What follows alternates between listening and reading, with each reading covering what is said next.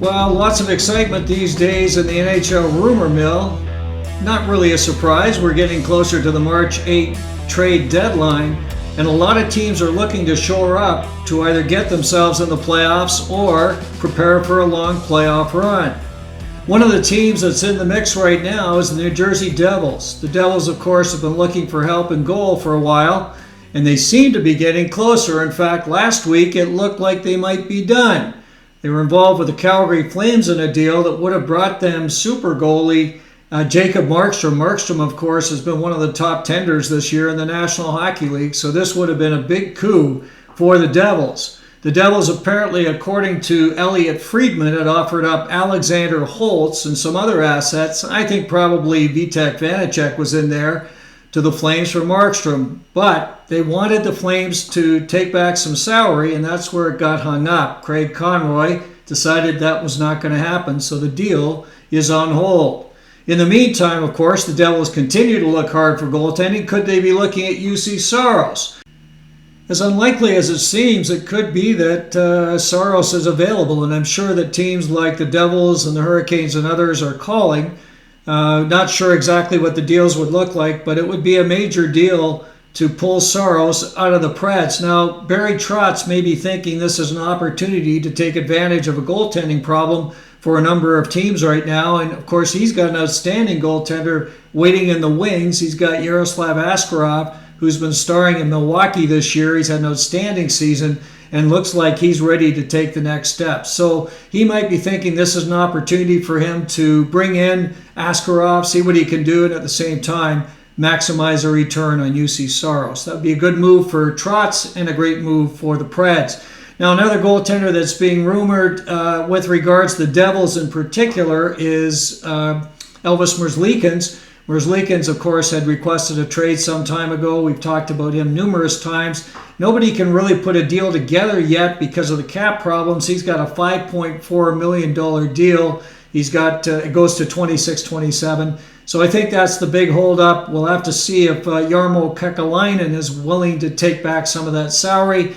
And if he is, maybe a deal can get done. So he's definitely trying to move Merzlikins. He's trying to get the maximum return, and we'll see how that plays out. A lot of these deals are waiting to the last minute, again, to accrue cap space for some of the teams buying, and then the other side to take up the value on the teams that are offering. So we'll have to see how that one plays out as well. You know, when we look at UFAs, and that's where a lot of the action is at these deadlines, you've got four guys that I think are getting a ton of attention these days.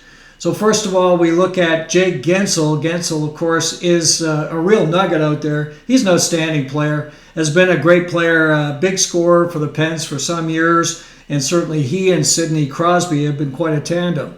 Now, the situation with the Pens is they're sliding out of that playoff hunt, and it could be that Kyle Dubas decides this is an opportunity to fill up the cupboard with some prospects and draft picks. He would get a lot for Guentzel for sure. He is definitely interested to re-sign Guentzel, but whether or not they can put it all together by the deadline is the biggest single question. So Guentzel, of course, would be of interest to a lot of teams and would be a great add for the playoff run.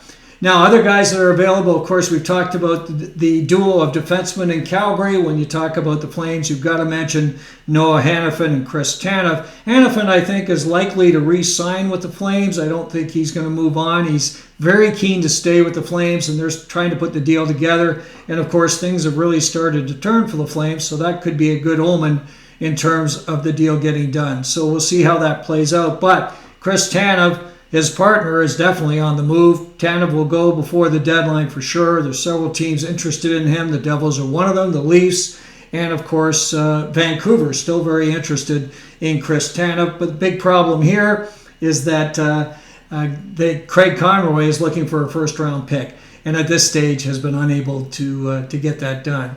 And some other guys that are out there, of course, Adam Henrique is the top center remaining after Sean Monahan and Elias Lindholm were scooped up. Of course, he remains the last man standing, which is great news for Pat Verbeek. He's expecting to get a haul in return for Henrique, who's having an excellent season and certainly would be an outstanding add to teams like Colorado, the Canes, and others who are considering center help. And then you've got, of course, wrapping it up, You've got Vladimir Tarasenko. Tarasenko lately has been talking about trying to re-up with the Senators. He's enjoying his time in Ottawa. But again, he's a free agent that would be of interest to a lot of teams looking for additional scoring.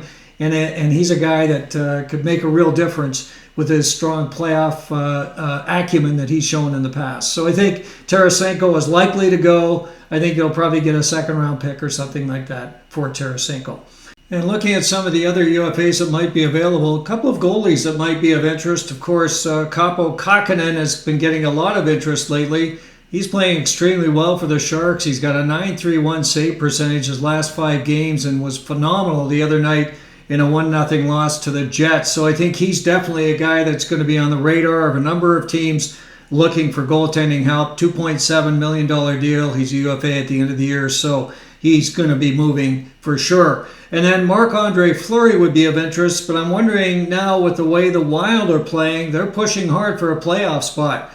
And he's been playing particularly well in goal for them. I think they're going to hang on to him if they think they've got a shot here. Otherwise, he would be a great add. There's a number of teams that would come calling. Of course, the Hurricanes, the Los Angeles Kings, the Colorado Avalanche, and others would be very interested in Marc-Andre Fleury. Looking at a couple of other players, the Preds have a couple of D-men. Of course, Tyson Barrie's been out for a while. Teams looking for some offense might look at Barrie. He's a guy that can quarterback a power play and do some excellent work there. And, of course, they also have Alexander Carrier. He's a veteran defenseman that could be available as well. He's on a team-friendly contract, so he would be a low-cost add from the Preds. And looking up front, you've got a couple of guys from the Sabres I wanted to highlight. Of course, Victor Olofsson has been up for grabs for a while. The Sabres trying to move Olofsson. He's had a terrible year for them. Last year, 28 goals. And he's a guy that looked like he was going to be a real part of the future for the Sabres, but apparently not. So he's now available. He's a guy that brings offense, not much defense. That's the biggest rap on Olofsson. He's a UFA at the end of this year, so he could be of interest to some teams. And Kyle Oposo, the captain of the Sabres, is another guy that could be of interest to a lot of teams. He's a veteran. He's a solid player. Be an excellent third, fourth line guy. Brings a little bit of offense and definitely is a solid 200-foot player for you. So I think both of those guys could end up in new homes in the near future. And then looking at some other potential players who might be out there who are still on term, you've got a couple of guys that might be out interest. Of course, Jake Allen's been available for a while from the Canadiens. He's not played well lately, and I think that's hurt his value. I think that's been part of the problem. They want a lot for him, and they're not able to get that right now. So we'll have to see if he moves in the end. He's a guy that brings a lot of playoff experience, so it could be a nice add in the right situation. A couple of defensemen that could be up available, a couple of Sharks guys. One of them is Mario Ferraro. He's the big minute muncher for the Sharks. He's averaging over 22 minutes a game this year. He's a guy that has a couple more years on his deal, team-friendly deal. It might be of interest to teams looking to shore up their blue. And then, of course, Jan Ruda, who's been there with the Pittsburgh Penguins before, and, of course, the Tampa Bay Lightning. He's a guy that can bring some really solid defense as well. Right-hand shot, big guy, and, again, could bring some solid blue for a team trying to push for the Stanley Cup. And then up front, a couple of guys that are getting a lot of attention. Of course, Kaapo Kähkö with the New York Rangers. Apparently, they've been looking to try to package him in a major deal. He would be one of the key assets they would offer up. He's a guy that still has potential, hasn't shown much yet, but folks think he may be able to turn it back around.